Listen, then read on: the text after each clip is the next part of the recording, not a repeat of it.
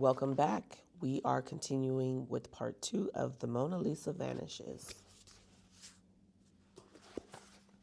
Monday morning. For a moment, just a moment, put the man in the white smock back in his closet. Make him sleepless and sweaty again. Make him not yet triumphant. Bring back the footsteps. The footsteps were from a crew of workmen, the men who were supposed to be in white smocks. They walked toward the salon care, where the head of the crew, the head of all the maintenance at the Louvre, stopped his men. This, he said, pointing to the Mona Lisa, is the most valuable painting in the world. He used the French name for the painting, La Joconde. The crew looked at the Mona Lisa. They had no idea that they were the last people who would see it in the Louvre for a very long time.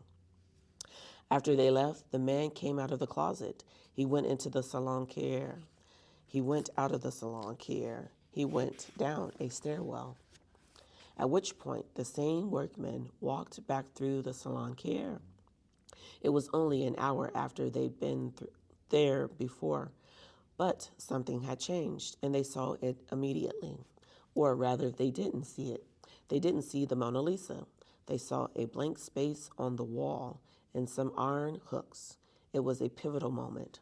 The painting had been gone less than an hour, maybe even less than a few minutes. Time was precious. The thief might have been still there in the Louvre. The crew stared at the wall, dumbfounded. Finally, the head of the crew said, "They have taken it away for fear we would steal it." He laughed. Everyone laughed. The logic was simple. The Mona Lisa couldn't be stolen. The director of the Louvre, he had said so himself. If it couldn't be stolen, that meant it wasn't stolen. So if it was gone, it was gone. That must mean it was even more secure than usual. Problem solved. The workmen walked out of the salon care. They told no one about the blank wall. They didn't think twice about it. The moment passed. The Mona Lisa had been stolen, and no one knew it. Brigadier Maximilian Alfonso Papardine definitely did not know it. This was unfortunate, because Brigadier Papardine was the guard in charge of the salon care.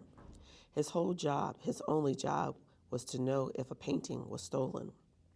On Tuesday morning, 24 hours after the Mona Lisa left the Louvre, Papardine showed up to work. Tuesday, August 22nd, 1911, would have been a good day not to show up for work. It would have been a good day to be sick. It would have been a good day to pretend to be sick. It was not a good day to be a guard at the Louvre, and especially not a guard named Maximilian Alfonso Papardine. He was not a good guard, but none of the guards at the Louvre were good guards. Like Papardine, they were retired French army officers. It was a job requirement, and they were old and tired. They had taken a job at the Louvre because it was the stuffiest place in Paris. Nothing would happen there, and after nothing happened for long enough, they'd retire. Nothing would happen because nothing ever happened at the Louvre. Tuesday was a blistering hot day. That August, the highs in Paris hit 90 degrees and then went higher. There was no rain. There was no air conditioning. No one in Paris was at their best. Papardine was certainly not at his best when he arrived at his post in Salon Care. Papardine was a terrible guard, but it would take a guard at a new level of terrible not to notice that a painting was missing. Papardine was terrible, but not next level terrible. He noticed. He wasn't the only one. For over a day, ever since the workmen had left, anyone who'd walked through the Salon Care had seen that the Mona Lisa was missing. It was impossible to walk through the Salon Care without seeing that it was missing. But everyone knew that the Mona Lisa couldn't be stolen, and if it couldn't be stolen, then it wasn't stolen. Besides, if the painting had been stolen, surely someone would have said something. Surely the guards would have said something. Papardine said nothing. He asked no questions, pulled no alarms, notified no supervisors. Like everyone else, he found a reason to assume it made sense for the Mona Lisa to be missing. His reason was the Louvre photographers had taken it. In 1911, photography was still a new technology. Its entire collection. The official photographers had a studio in the museum and the run of the place. Without asking anyone, without even telling anyone, they removed paintings from the galleries. They photographed the painters at their leisure and returned them at their leisure. So when a well-dressed middle-aged painter named Louis Barraud asked Brigadier Poupardin where the Mona Lisa had gone, the guard knew who to blame. Being photographed, I suppose, he said. It was not a new idea, not exactly. Louis Barraud did not value new ideas. He was a conservative man who valued tradition and painted traditionally. Barraud specialized in lovingly detailed depictions of the Louvre. He knew the museum well. He spent many days painting there. He set many paintings there. In 1911, it was still a quiet place. Visitors and copyists had extraordinary access to the paintings, and they could sit with the work all day almost undisturbed. Barraud was especially fascinated by the copyists of the Louvre. He painted the copyists and their paintings in front of the paintings that they were painting, a scene that he himself was painting. It was Mobius' strip of a subject. Louis Barraud loved the Louvre, but something had come between him and his beloved museum. That something was almost invisible, but it was all Louis Barraud could see. It was a single pane of glass. A few years before, a prize painting in the Louvre had been attacked with scissors and sliced through. In response to, the museum had decided to put its most valuable works behind glass. The decision was greeted with outrage by critics who said the public could no longer be able to see the paintings. They'd only be able to see themselves reflected in the glass. Someone brought a razor to the Louvre in protest. He didn't slash a painting, he shaved his beard. While reflected in a Rembrandt, a rumor spread that the Mona Lisa had been replaced by a forgery, but behind glass, no one could tell. The real Mona Lisa, according to the rumor, belonged to an American millionaire. Asked about the rumor, the director of the Louvre, Theophile Homel, laughed. That was when he said it would be no easier to steal the Mona Lisa than the towers of Notre Dame. Louis Barraud despised the glass. He felt it destroyed the intimacy of the Louvre. For Barraud, the glass was the problem, not a solution. And on this Tuesday morning, he was planning a painting that would mock it. He was going to riff on the man who shaved in front of the Rembrandt. He would paint a girl in front of the Mona Lisa. But in his painting, the girl would be arranging her hair in the reflection. We could no longer see the Mona Lisa, his painting would say. We could only see ourselves. Barraud dressed. He did not dress for the heat. He dressed as he always did. Conservatively, he wore black. When he walked across Paris to the Louvre, through the thick air, the towers of Notre Dame were still there.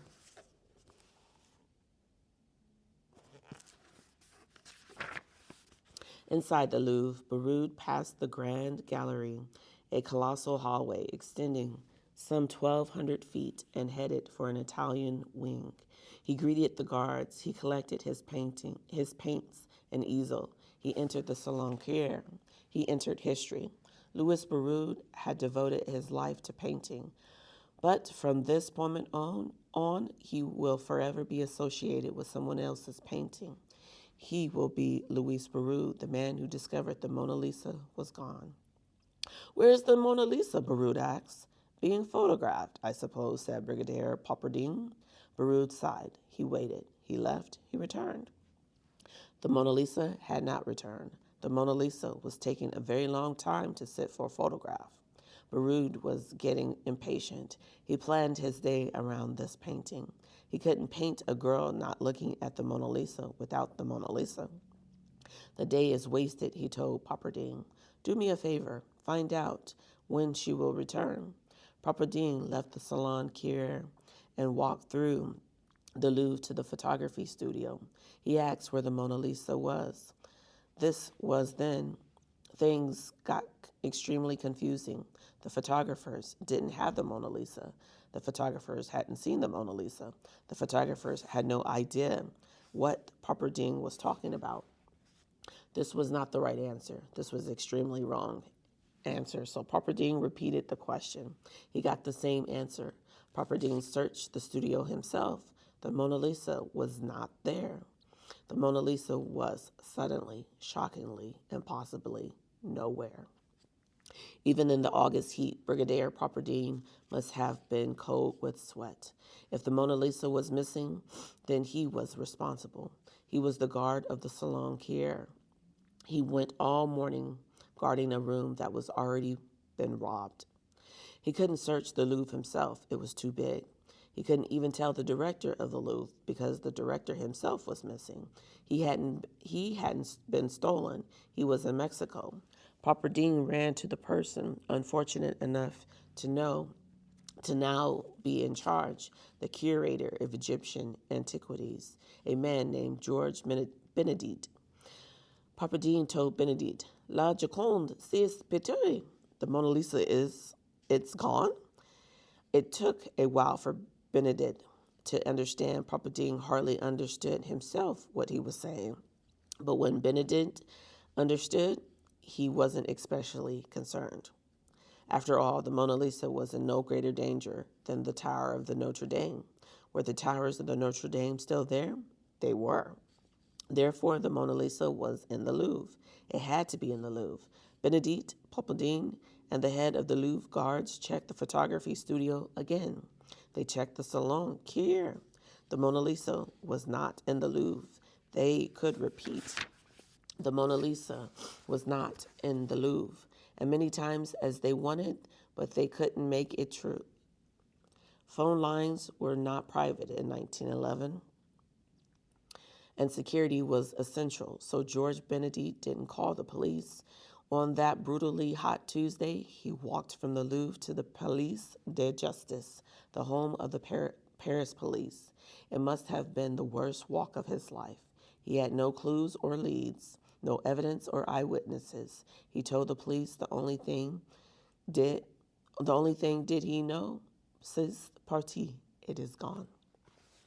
It could have been worse. This is where we'll stop and we'll pick up a little later.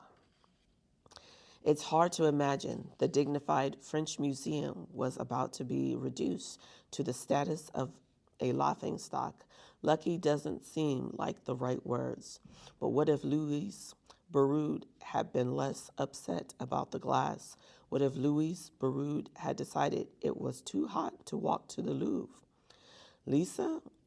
What if Lisa missing? The Mona Lisa was gone for over 24 hours before anyone realized it was gone. If not for the persistence of Louis Beroud, it might have been days. It might have been a week. The theft of the Mona Lisa, the art heist of the century, was discovered because Louis Beroud got bored. The Louvre was lucky. In the months and years to come, the Louvre's luck would run out. All right, we'll stop there and we'll pick up with part 3 a little later. Almost as soon as Georges Benedict arrived at the Palace de Justice, Justice Louis Lepine left for the Louvre. Only those who already knew him would have noticed him enter. Louis Lepine never made an impression. He was short and slight, and his bowler hat strangely made him seem even smaller. He had a kindly white beard that made it look as if a small Arctic animal had attached itself to its chin. But his eyes were sharp and intense, and there was never a question about who would lead the Mona Lisa investigation. Louis Lepine was the chief of police in Paris, and he led everything. He led the Paris Fire Department. He led the French army stationed in Paris. He was appointed by the president of France, and only the president of France could fire him. A legend in his own time, he was the sort of man who acquired multiple nicknames: the Pooh Bah of Paris, the little man with a big stick, the little king. He had complete faith in himself. He once decreed that no man taller than 5 feet 7 could be a detective in Paris, and no man shorter than 5 feet 9 could be a constable, a street officer. Applicants who measured 5 feet 8 exactly were never heard from again. Lepin's theory was that the detective should be inconspicuous, and police officers who walk the street should be conspicuous. It was an idea that was both sensible and utterly senseless, but Lepine believed it.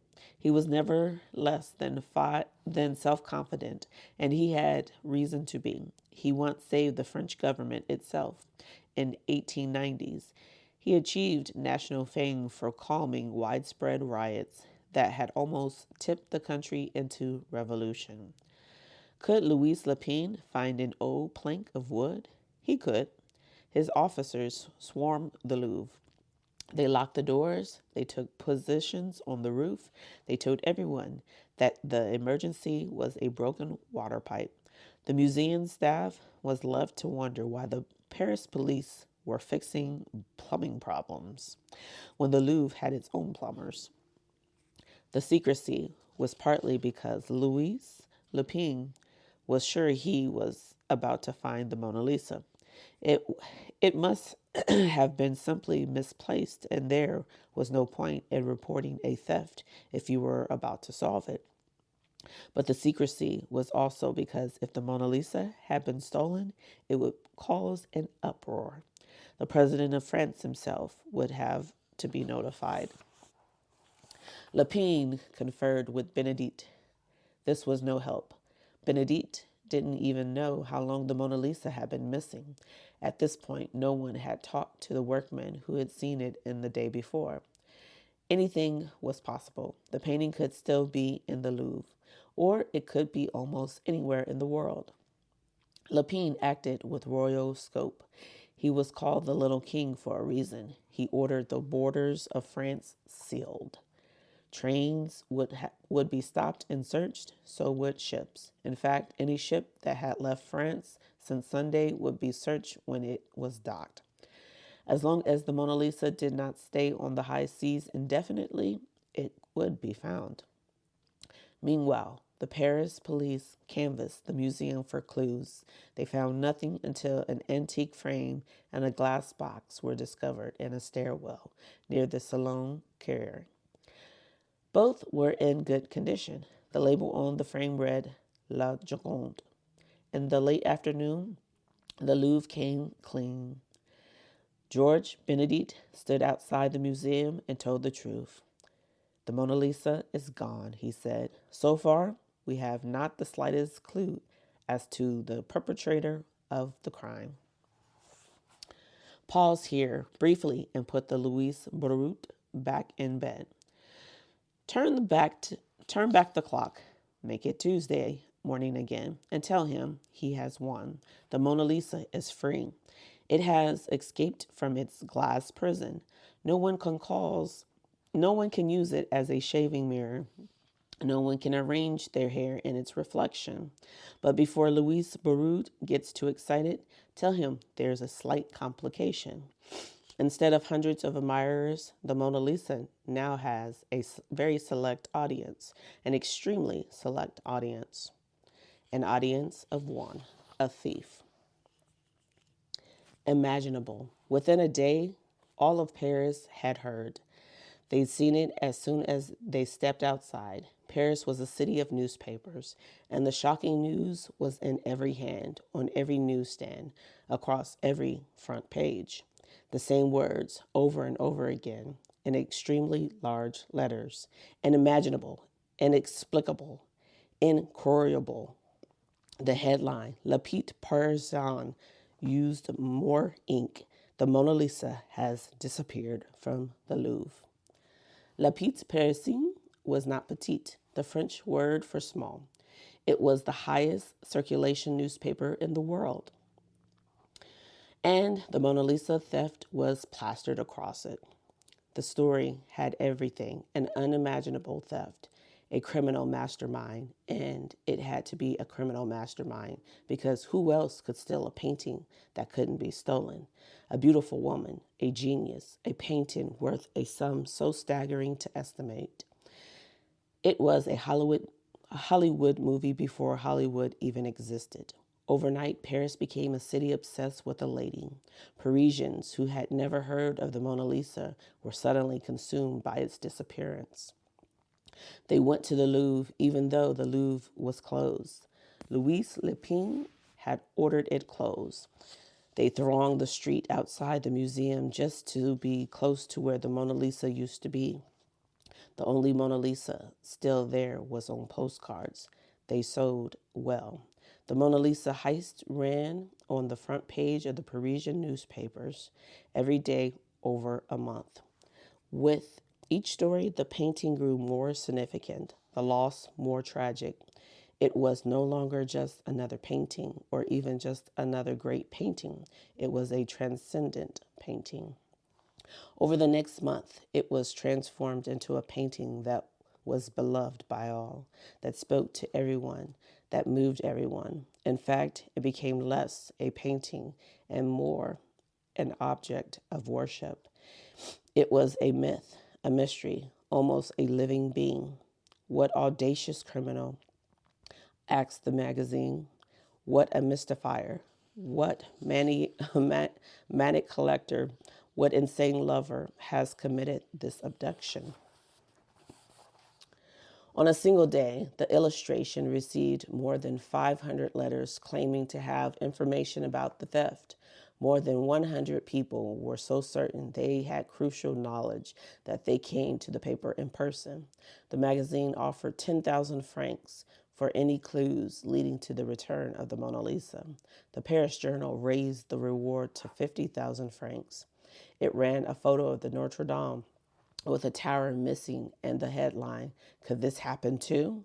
To Louis Le Pen, to George Benedict, to Brigadier Popadine, to the President of France himself, these stories were a daily reminder of their failures.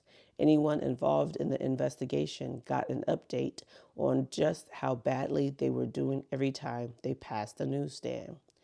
Each day, the headlines got more insistent and more outraged. The painting had escaped, but the story was inescapable. It was the perfect story at a perfect time. Why? Because all of a sudden, people could read. For centuries, literacy had been a specialized skill. That was changing fast. More people were going to school, more jobs required reading. The result was a surge in literacy. The side effect was the golden age of newspapers. In 1870, over 1 million newspapers were sold every day in Paris. By the time the Mona Lisa was stolen, the number was up to almost 6 million in a city of less than 3 million. The price of the daily paper was half what it once was. Mass media had arrived. Newly popular, the press went in search of the sort of stories that would attract even more readers. Reporters wanted adventure. They wanted crime. They wanted celebrity. They didn't care if the stories were true, not especially. They cared if they made a good copy. There was a lot of good copy. The world was in upheaval. It's hard to imagine today just how fast the world was changing in 1911. But try. Step outside on this August morning in 1911. Ignore the newspapers shouting imaginable. Smell the air instead. It's rank. It's toxic. The smell is actually good by Parisian standards. A few decades before, there was truly noxious episodes known as the Great Stinks. Still, in the summer heat, the air smells medieval. Now look down before. Swoops. That's horse excrement, and that's the polite name for it. It's everywhere, although it, too, is improving. A decade before, a Parisian street was an ankle-deep stream of horse droppings. Horse-drawn carriages are still everywhere, but there are also noisy horseless carriages, an invention so new there's only recently a word for them: automobiles. The first airplanes are overhead. The new Paris metro, the subway, is underground. Planes in the air and horse manure on the pavement. The past and the future all mixed up together. It's hard to figure out what the present is like when nothing will hold still long enough to let anyone figure it out. The world is in a relentless motion. Now pick up a copy of the newspaper.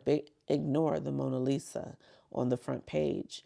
Look at the other stories: murder, scandal, corruption from all over the world. The globe has shrunk.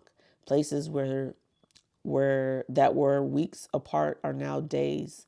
Places that were days apart are now hours. A sort of invisible magic that sends information through the thin air and about to revolutionize the world. It's called radio. A different magic trick can now preserve the ghosts of the past. It's called film. Look up. Those are the street lights coming on above. Paris is ablaze.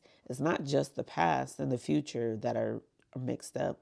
Day and night are now jumbled together too. Electricity, also a sort of invisible magic, has turned Paris into the city of light. Walk through the newly bright night to the neighborhood of Montmartre. It's shabby and loud. It might not feel safe. Here, an artist named Pablo Picasso is tearing up the idea of perspective, the geometric rules governing the paintings that hang in the Louvre. A physicist named Albert Einstein had just torn up the physical rules of space and time. In his grimy Montrepier apartment, Picasso is doing something similar on canvas. He's twisted space and time into something he called cubism. His work is brilliant, and to anyone seeing it for the first time, or even the second or the third, it is totally incomprehensible. It's like a lot like the rest of the world in 1911. Life was governed by things that few people could understand. All the advancement of art and science, electricity, the internal combustion engine, the theory of relativity, cubism, had to be explained, and even then, they often didn't make sense. A theft that made no sense fit right in. The Mona Lisa being stolen was impossible, but impossible things were happening every day, sometimes before breakfast. It was all weirdly similar to the time that produced the Mona Lisa, a time when the world was reborn.